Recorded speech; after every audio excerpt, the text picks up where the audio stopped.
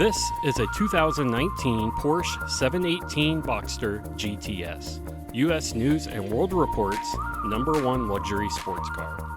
It features a 2.5-liter turbocharged 4-cylinder engine that puts out 365 horsepower, delivering a top speed of 190 miles per hour.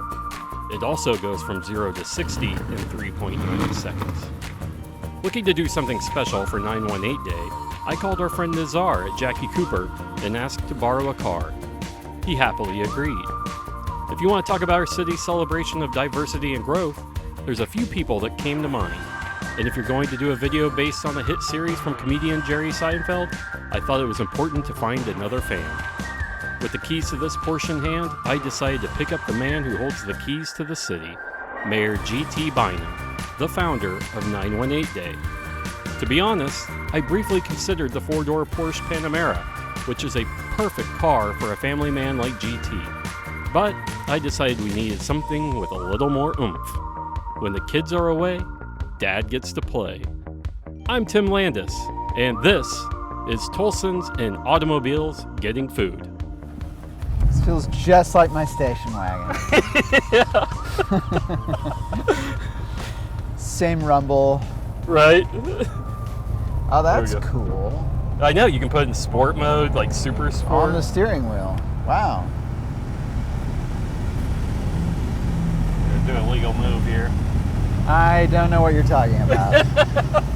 So I hear that you're a Seinfeld fan. Oh yeah, no, we love comedians and cars. Did you grow up watching the Seinfeld on NBC? Grew up watching it, loved it. Love all the spin-offs, if you will. So I hear though that your favorite comedian is Norm Macdonald. That is true. How did that come to be? Well, he was the Weekend Update host on SNL when I was in college. Yeah. And that's when I fell in love with his comedy. And then kind of forgot about him for a while, and then got to be friends with Blake Ewing, and we realized we both had been huge Norm Macdonald fans when we were younger, and so bonded over that, and now it's kind of resurfaced. So nice. His his going away, send off to David Letterman. I think says a lot, by the way, that he was one of the last people David Letterman had on his show. Yeah.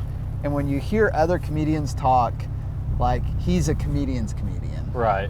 And his bit about Germany on his final show on The Late Show is one of the funniest things I've ever seen on TV. So, I love him. We love Jim Gaffigan, too. Because he's somebody, like, our whole family, I would never watch Norm Macdonald stand-up comedy with my kids. Yeah. So how many books are you up to this year? I don't keep count during the year. I'll count it up at the end of the year. Really? But I don't want to. It's not about how many I hit. Just I'm very curious about a lot of stuff. So it's just I try to read as many as I can. Yeah. But no, I don't. We went on summer break last week. For the last week of summer, just up to Grand Lake with the kids, and I think I read 10 or 11 books then. In how much time? In a week. But I've read like 41 books this year. I'm proud of myself. That's great. And then you're like, I read 10 in a week on that's vacation. like probably I was like, I hope 35 more than most people will this year. More than that. I think 40 more than most people. Probably, yeah. I will never drive down this street for the rest of my life without thinking about driving down this street during the flood. Right. When you would look out over here and the water was at the same level as the road. Yeah.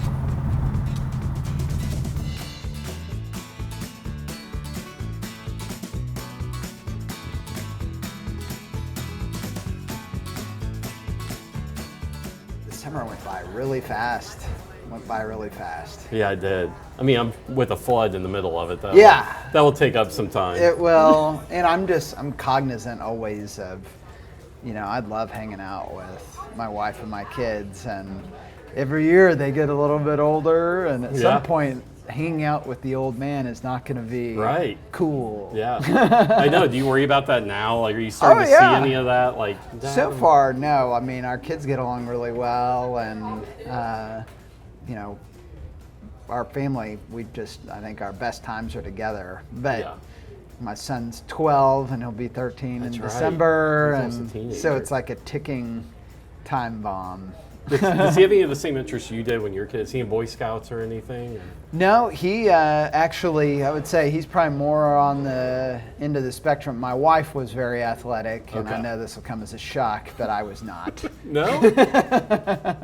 And he is very athletic. So he loves lacrosse. He's done baseball, soccer, basketball, but he wanted to do football, and not knowing anything about lacrosse, we were like, you should do lacrosse. We think it's less violent than football. And really, it's less pads and 12-year-old boys just beating each other with sticks. Yeah. But he loves it. That's and it's fun to watch. So has he started talking about being mayor yet one day? No, my daughter does. Oh, that's awesome. That's cool. Someone's got to do it, right? I mean, you've got like multiple family trees that you got to take care of. So. Yeah, she wants to be a veterinarian and then the mayor. So she didn't get scared off by watching you deal with flood coverage. No.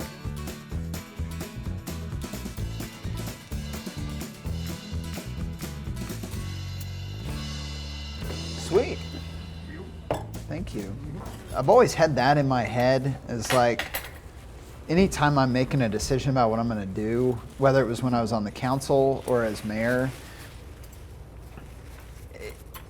all I care about is if my kids read about this 30 years from now, are they going to be proud of what I did or ashamed of what I did? Yeah. And as long as I'm doing what I think they would be proud of 30 years from now, I don't care if I don't get reelected. I don't care if people get mad and write mean things about me on social media, because those people don't care about me and they're not looking up to me for guidance. Right. And they're not reliant on me to set an example for them. And so I was lucky to grow up with that example of my grandfather, who always put service ahead of politics, and I want my kids to have that same example. That's awesome.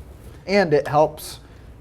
It simplifies things a lot when you're not trying to calculate the political repercussions of stuff and you're just focused on doing what you think is right. Right. It sounds so easy.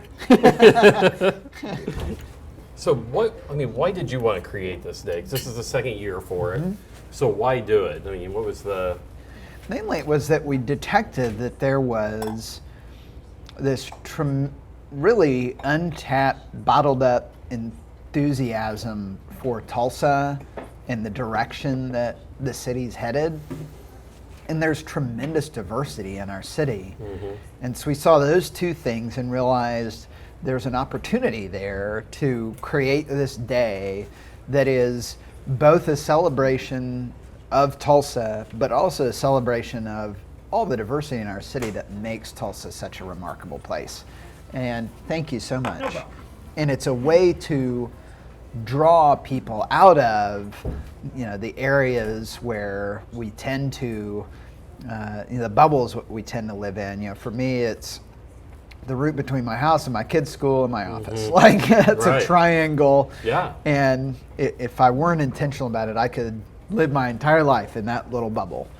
And yet there's so many remarkable things in this city that people don't even know about because they don't get outside of those. And so 918 Day is a way to draw attention to all of those things and to celebrate Tulsa. So what is something you're most proud of in your first term so far? Is there something that stands out that you've been able to achieve or do in these first few years? I think the thing I'm most proud of is the optimism in the city.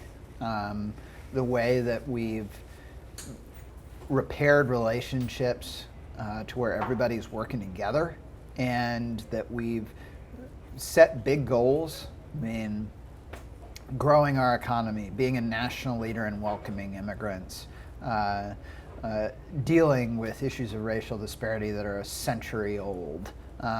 These are all major issues. Stepping up our police department when it was 200 officers short, actually 200 plus by the time I was sworn in. These are all major undertakings, and yet there's an optimism here in the city right now that people believe we can address these things, and we have the chance right now to build the city that we want Tulsa to be. Not the city that we inherited or that we grew up in, but that we want it to be. Yeah. And there's not a lot of people living in any city around the world right now that have that kind of opportunity in front of them like we have before us. So I would say that's probably the biggest one, because that leads to so many other things. So you're running again for mayor, right? Yeah. Oh yeah.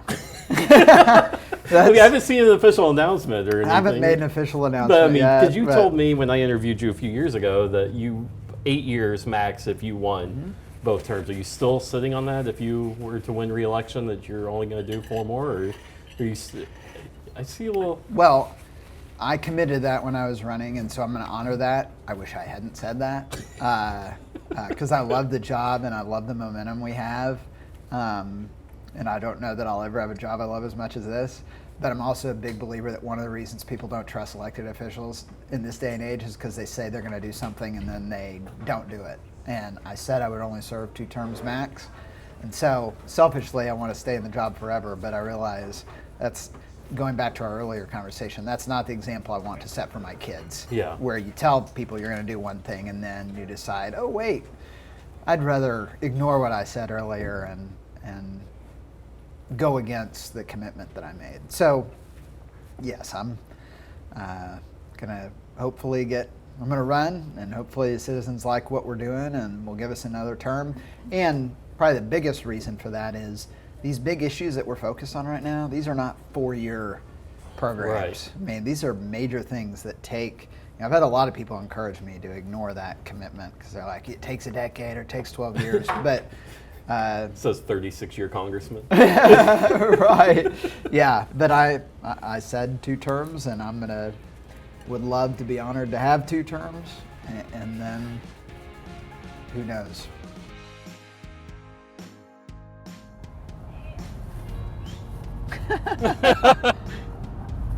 I get that all the time. Yeah, I was gonna say you get catcalled all the time.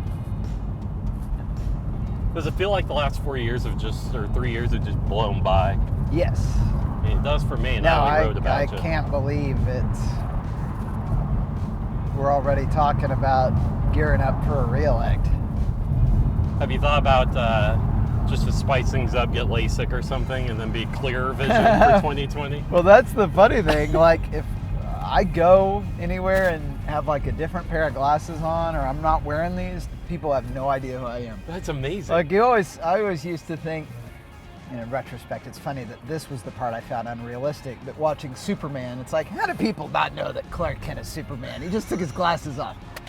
You know, the part about him flying around and shooting laser beams out of his eyes, that was not that was not improbable. But the fact that he can just put glasses on and nobody knows who he is, and I always thought that was ridiculous until I became well known for my glasses, and now if I have these things off, people have no idea who I am. That's amazing. Well, yeah, Jerry Seinfeld always says how the car he's driving compares to the person that he's driving around. So Right? I'm eager to hear how you think I am in any way similar to That's it. why we almost got the 4-door. Right, yeah. I thought that would be nice to you. That's how I envisioned you, Yes. was the 4-door. All We right. did it so that we could watch the mayor roll out of this car.